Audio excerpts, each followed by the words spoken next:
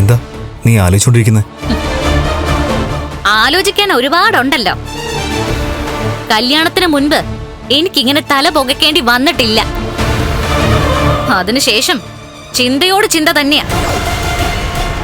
ഇനി ലക്ഷ്മിയെയും നിങ്ങളുടെ ഏട്ടനെയും ജയിക്കാൻ നമ്മുടെ മുൻപിൽ ഒരൊറ്റ മാർഗേ ഉള്ളൂ. അതെന്താണെന്ന് പറയാവോ? നീ തന്നെ പറ. അതെ, എല്ലാം ഞാൻ തന്നെ പറയണം. അല്ലാതെ അതെന്താണെന്ന് പറയാനുള്ള തലച്ചോറ് ദൈവം സഹായിച്ച് നിങ്ങക്ക് കിട്ടിയിട്ടില്ലല്ലോ. അവളെ ജയിക്കാൻ എന്റെ മുന്നിൽ ആകെ ഉണ്ടായിരുന്നത് എന്റെ കുഞ്ഞാ. അത് പോയി. അതിനുശേഷം പിന്നീട് എനിക്ക് വിശേഷം ഉണ്ടായിട്ടില്ല. ഒരു കുഞ്ഞിനെ നമ്മൾ മടിയിലിരുത്തി താലോലിക്കുന്നത് ലക്ഷ്മിയും നിങ്ങളുടെ ഏട്ടനും കാണണം. അങ്ങനെ ഇനി നമുക്ക് അവരുടെ ഒക്കെ മുന്നിൽ തല ഉയർത്തിപ്പിടിച്ചു നിൽക്കാൻ പറ്റൂ.